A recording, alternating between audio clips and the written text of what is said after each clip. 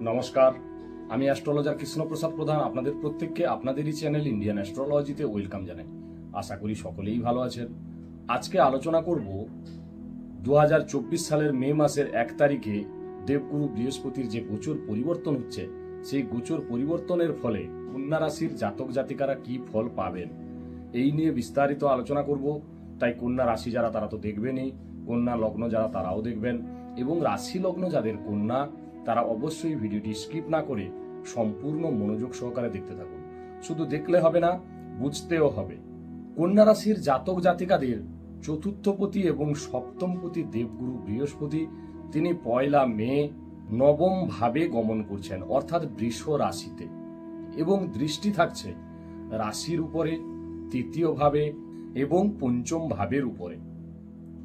দেবগুরু বৃহস্পতি গত 1 বছর ধরে আপনাদের অষ্টম ভাবের উপরে ছিলেন, দৃষ্টি ছিল দ্বাদশ ভাবের উপরে এবং দ্বিতীয় ভাবের উপরে।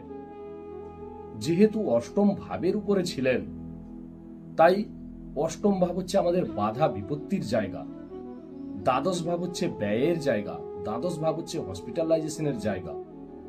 তাই গত 1 বছর ধরে কন্যা রাশির জাতক জাতিকাদের দেবগুরু বৃহস্পতি কিন্তু অনেকটাই খারাপ ফল দিয়েছেন। যাদের জন্মছকে দেবগুরু বৃহস্পতি খারাপ অবস্থায় বা অশুভ অবস্থায় রয়েছেন বা শত্রু ক্ষেত্রে রয়েছেন, বাড়ির কাউকে না কাউকে নিয়ে হসপিটালে যাওয়া, নিজের শরীর স্বাস্থ্য নিয়ে ডিপ্রেশনে টেনশনে থাকা, শরীর স্বাস্থ্য খারাপ যাওয়া, গ্যাস অ্যাসিডিটি হওয়া, লিভারের প্রবলেম হওয়া, ব্লাড প্রেশার, সুগার বেড়ে যাওয়া, এই ধরনের সমস্যায় ভুগছিলেন। কিন্তু এবারে কন্যা রাশির জাতক জাতিকারা বৃহস্পতির গোচর পরিবর্তনের ফলে আপনারা কিন্তু শুভ ফল পাবেন। যদি আপনাদের রাশিচক্রে দেবগুরু বৃহস্পতির অবস্থান শুভ থাকে, এই রাশিফল আপনার জীবনে কতটা মিলবে তার উত্তর দেবে আপনার জন্মছক। কারণ আপনার জন্মছক কিন্তু আমি দেখিনি, আমি ভালো খারাপ নিয়েও আলোচনা করছি না।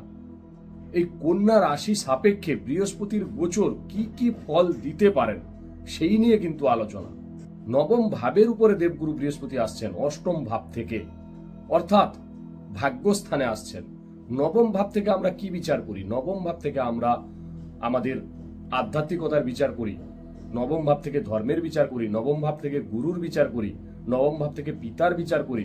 নবম ভাব আমাদের উচ্চ শিক্ষার জায়গা, নবম ভাব হচ্ছে আমাদের ভাগ্যস্থান। তাই ভাগ্যস্থানের উপরে যেহেতু দেবগুরু বৃহস্পতি আসছেন, আপনারা গত 1 বছর ধরে ভাগ্যের যে বিড়ম্বনার শিকার হয়েছিলেন, ভাগ্য আপনাদের সহায় হচ্ছিল না, যে কোনো কিছু কাজ করতে যাচ্ছিলেন, কিছু না কিছু বাধা এসে উপস্থিত হচ্ছিল, সেই জায়গা থেকে কিন্তু আপনারা বেরিয়ে আসবেন। দেবগুরু বৃহস্পতি নবম ভাবে রয়েছেন, আপনাদের ধার্মিক যাত্রা হতে পারে আগামী 1 বছরের মধ্যে। কারণ নবম ভাব হচ্ছে ধর্ম।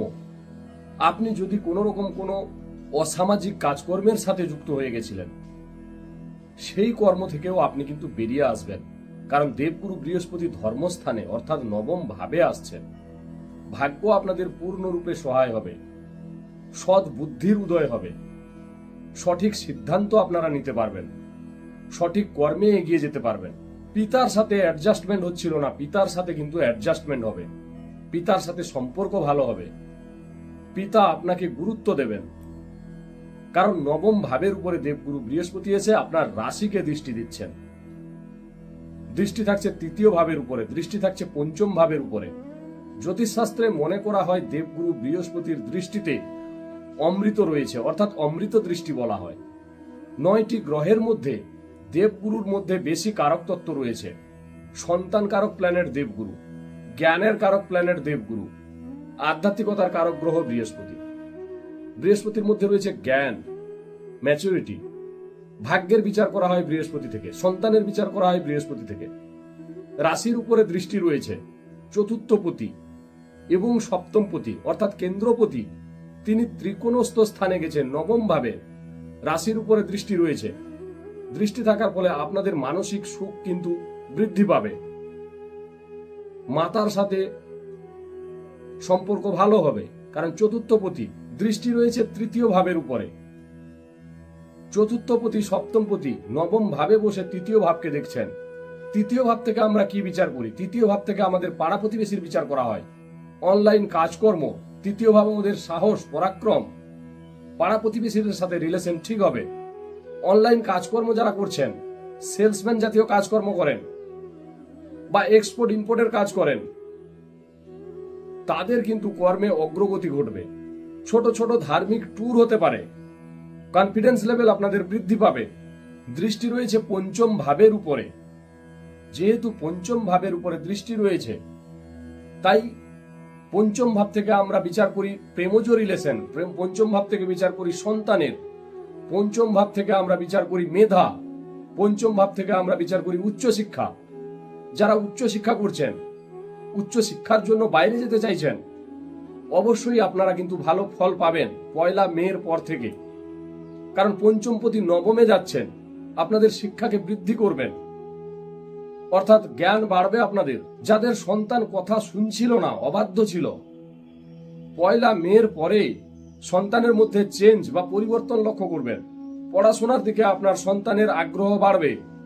প্রেমজ রিলেশনের মধ্যে সমস্যা ছিল, প্রেমজ রিলেশনের মধ্যে গন্ডগোল ছিল, সেই জায়গাকেও দেবগুরু বৃহস্পতি কিন্তু ঠিক করবেন।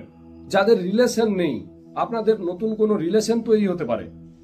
যারা নবদম্পতি রয়েছেন, সন্তানের জন্য চেষ্টা করছিলেন, 1 মের পর থেকে দেবগুরু বৃহস্পতি যেহেতু পঞ্চম ভাবের উপরে দৃষ্টি রয়েছে, সন্তানের জন্য আপনারা চেষ্টা করছিলেন, অবশ্যই সন্তান প্রাপ্তির যোগ কিন্তু শুরু হচ্ছে। সপ্তমপতি তিনি নবম ভাবে গেছেন। সপ্তম হচ্ছে আপনাদের পার্টনারের জায়গা। সপ্তমপতি যেহেতু নবমে, যারা ব্যবসা করছেন, ব্যবসায় আপনাদের পার্টনারশিপ বিজনেস ভালো চলবে, ব্যবসায় ডেভেলপমেন্ট হবে, ডেইলি ইনকাম বৃদ্ধি পাবে। সপ্তমপতি যখন নবম ভাবের সাথে কানেকশন করেন, আপনার পার্টনারের ক্যারিয়ারে গ্রোথ লক্ষ্য করা যায়।